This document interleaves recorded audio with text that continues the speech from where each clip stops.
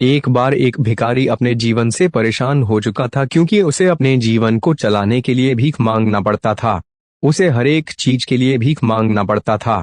इसी बात को लेकर वह दुखी रहता और दिन भर यही सोचता कि उसकी जीवन में बदलाव कैसे आएगा। यह सोचकर वह निराश हो जाता। वह हर दिन देखता कि बहुत सारे लोग निराश होकर आंखों में आंसू लिए लोग और विभिन्न चिंताओं से परेशान लोग गौतम बुधवार की तरफ जाते और वापस लौटते समय वे लोग बहुत ही खुश होते थे।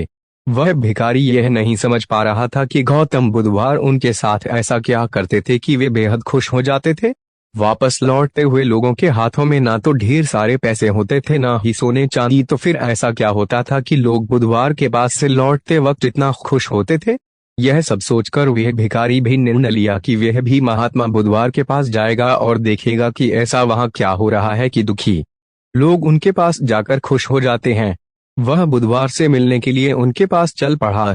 जहां बुधवार मौजूद थे वहां बहुत लंबी कतार लगी हुई थी, तो वह भिखारी भी कतार में लग गया। कतार में लगकर वह अपनी बारी का इंतजार करने लगा। देखते ही देखते उसकी बारी आई और उसने बुधवार से कहा, बुधवार मैं बहुत ही गरीब हूँ, मेरे पास कुछ भी नहीं है, मुझे अपना जीवन चलाने के लिए भी दूसरों से भीख मांगनी पड़ती है। अब आप ही बताइए कि मैं अपने जीवन को कैसे बेहतर कर सकूं। यह सब सुनकर बुधवार ने कहा, तुम गरीब नहीं हो, तुम्हें ऐसा लगता है क्योंकि आज तक कभी तुमने किसी के लिए कुछ भी नहीं किया, ना ही तुमने कभी किसी को दान दिया, ना ही तुमने दूसरों के लिए कुछ किया। यह सब सुनकर भिखारी के मन में एक आशंका जाग उठी।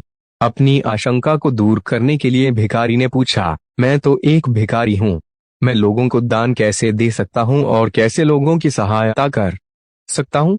मुझे तो खुद अपना जीवन चलाने के लिए दूसरों से मांगना पड़ता है। यह सब सुनने के बाद गौतम बुधवार थोड़ी देर चुप रहे और फिर उसे बोले, तुम्हारे पास हाथ है जिससे तुम लोगों की सेवा में लगा सकते हो और दूसरों का भला कर सकते हो।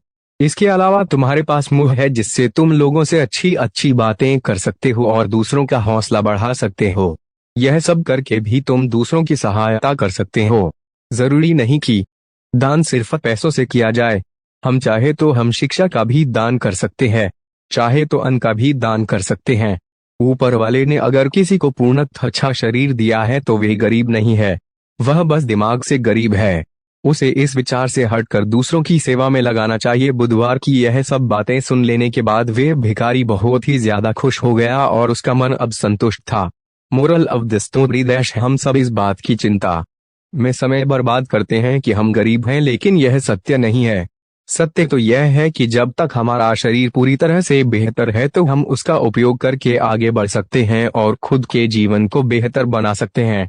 अगर कोई व्यक्ति सिर्फ अपने गरीबी पर ध्यान दे और उसे बदलने की कोशिश ना करें तो वह मूर्ख है।